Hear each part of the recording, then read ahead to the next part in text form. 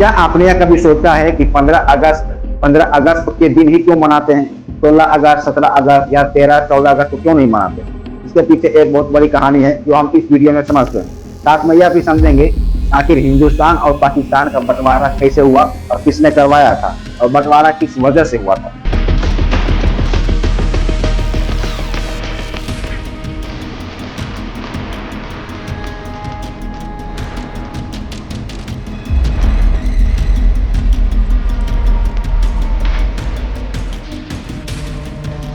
15 अगस्त सिर्फ एक तारीख नहीं है, यह वह दिन है जब भारत ने लगभग 200 वर्षों के ब्रिटिश शासन से आज़ादी हासिल की और एक स्वतंत्र राष्ट्र के रूप में अपनी एक नई पहचान बनाई और शुरुआत की। लेकिन सवाल यह है कि भारत को आज़ादी कैसे मिली और 15 अगस्त की तारीख की क्यों चुनी गई। आइए हम आज इस वीडियो में जानते हैं पूरी कहानी।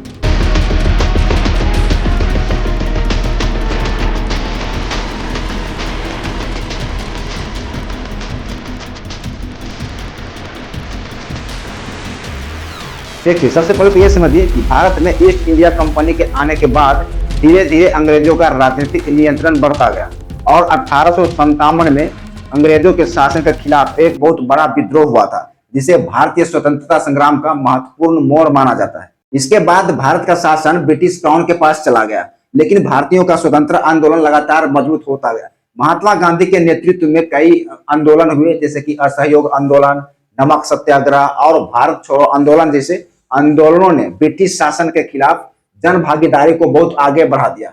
इसके साथ ही भगत सिंह, चंद्रशेखर आजाद, सुभाष चंद्र बोस और अनेक स्वतंत्रता सेनानियों के संघर्ष ने भी आजादी की बहुत बड़ी भूमिका निभाई। आजादी की भावनाओं को मजबूत किया। लाखों लोगों ने आंदोलन किए, जेल गए और देश की स्वतंत्रता के लिए अपना योगदान दिया। और सबसे बड़ा बात तो यह है और सवाल भी है कि आखिर 15 अगस्त ही क्यों? देखिए, ब्रिटिश प्रधानमंत्री क्लेमेंट इटली ने भारत को सत्ता हस्तांतरण की समय सीमा जून 1948 से पहले रखने की घोषणा की थी।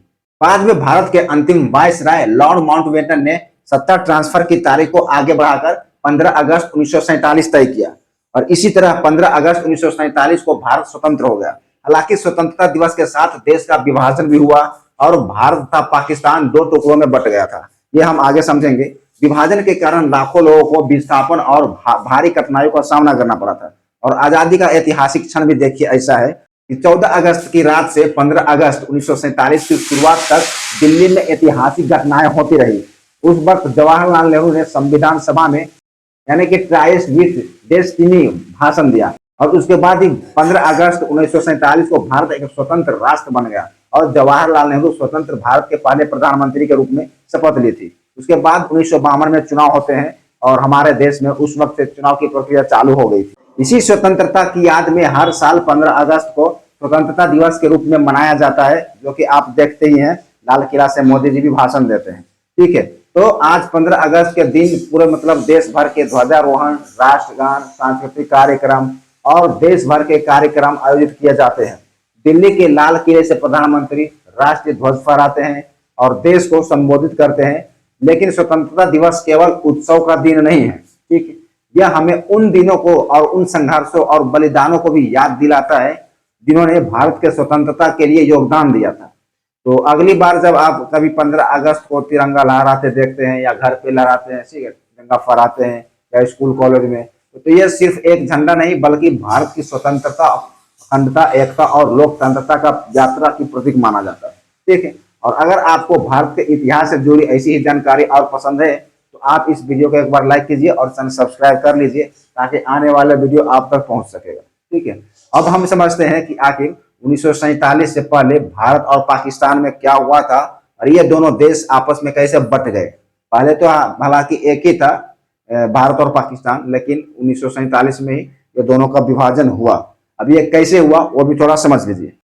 भारत पाकिस्तान का बंटवारा कैसे हुआ, यह एक ऐसा विषय है जो हमें समझना चाहिए। भारत पाकिस्तान का बंटवारा कैसे हुआ, यह एक ऐसा देश जो सदियों से एक साझा इतिहास और संस्कृति से जुड़ा था। 1947 में अचानक दो देश भारत और पाकिस्तान में बंट गया। लेकिन आखिर ऐसा क्यों हुआ? क्या सिर्फ इसके पीछे धर्म, हिंदू और मुस्लिम कारण था?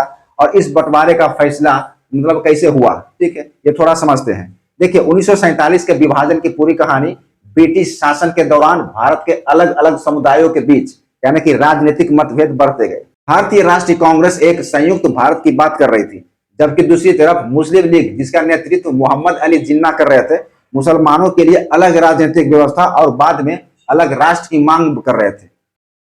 1940 में मुस्लिम लीग ने लाहौर प्रस्ताव पारित किया, जिसके बाद पाकिस्तान की मांग से जोड़ दिया गया। इसके बाद अलग अलग राष्ट्र की मांग और मजबूत हो गई।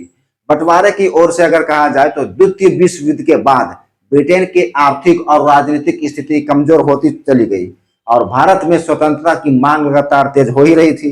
1946 में कैबिनेट मिशन योजना के जरिए एक संयुक्त भारत का समाधान खोजने की कोशिश हुई, लेकिन कांग्रेस और मुस्लिम लीग के बीच कई महत्वपूर्ण मुद्दों पर सहमति नहीं बन पाई। ठीक है, तो इसी वजह से सहमति नहीं बनी तो आपस में टकराव होने लगा, राजनीतिक तनाव बढ़ता गया और कई जगह सांप्रदायिक हिंसा भी हुई हिंदू और मुस्लिम में। इस हिंसा को देखते हुए आखिरकार ब्रिटिश सरकार ने भारत की सत्ता को ट्रांसफर करने का आदेश दिया। विभाजन हो जाने के बाद बड़े पैमाने पर लोग अपना घर छोड़कर दूसरी तरफ यानी पाकिस्तान जाने लगे और हिंदू, मुस्लिम और सिख समुदायों के करोड़ों लोगों को जिंदगी प्रभावित हो गई। सांप्रदायिक हिंसा भी हुई और विस्थापन के कारण भारी मानवीय नुकसान भी हुआ। इतिहासकार मानते हैं कि इसके अनुसार मतलब विभाजन जब हो रहा था उसमें लाखों लोगों की जान भी चली गई और लगभग 1.5 करोड़ लोग विस्थापित हो चुके थे। हालांकि मृतकों की संख्या सटीकता नहीं बताई जा सकती है, लेकिन इतिहासकार यह मानते हैं कि अलग अलग अनुमान है। यह सिर्फ नक्शे पर खींची गई एक सीमा नहीं थी, इसने परिवारों, शहरों और पीढ़ियों की जिंदगी बदल दी और कितने लोगों की जिंदगी खराब हो गई। 1947 का विभाजन हमें यह याद दिलाता है कि राजनीतिक फैसले का असर सिर्फ सरकारें पर नहीं पड़ती बल्कि आम लोगों की जिंदगी पर भी पड़ता है। और भारत और पाकिस्तान दोनों ने अपना अलग अलग यात्रा शुरू कर दिया और तब से लेकर अब तक यानी कि 1947 के बाद से अब तक हमारा देश है, भारत, और पाकिस्तान पाकिस्तान है। और बाकी आप देखते ही हैं कि कितना दोगलापनी कर रहा है पाकिस्तान हमारे साथ। कभी बम फोड़ देता है, कभी बाल फोड़ता है, कभी आतंकवादी भेज देता है, कभी बम ब्लास्ट करा देता है। लेकिन खैर भैया तो पड़ोसिया बन गया है, था तो पहले हमारा ही हिस्सा, लेकिन अभी पड़ोसिया बन गया, पड़ोसिया बन के परेशान कर रहा भारत को। लेकिन फिर भी कोई बात नहीं, भारत आज भी जिंदा है, कल भी था और आगे भी रहेगा। ठीक है, और भारत की इतनी बड़ी जनसंख्या है कि पाकिस्तान उसके सामने बहुत छोटा बौना है, बच्चा है और पाकिस्तान कुछ बिगाड़ नहीं सकता है। भले उसके पास परमाणु हथियार हो, लेकिन भारत के पास भी परमाणु हथियार है और मिलिट्री पावर सबसे ज्यादा आधुनिक है। तो आई होप दोस्तों आपको समझ में आ गया होगा कि हमारा देश का बंटवारा कैसे हुआ था। ठीक है, भारत और पाकिस्तान कैसे बट गए और 15 अगस्त को ही क्यों मनाया जाता है। ठीक, मिलते हैं एक नई वीडियो में। वीडियो पसंद आई हो तो एक लाइक करें और चैनल सब्सक्राइब जरूर करें। मिलेंगे दूसरे वीडियो में। धन्यवाद।